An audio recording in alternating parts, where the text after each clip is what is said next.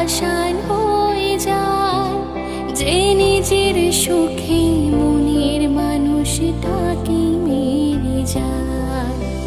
হায় রে বোকা মন আমার, শুনলি না বারণ, আবার প্রেমে মুছলি রে তুই কেন অকারণ।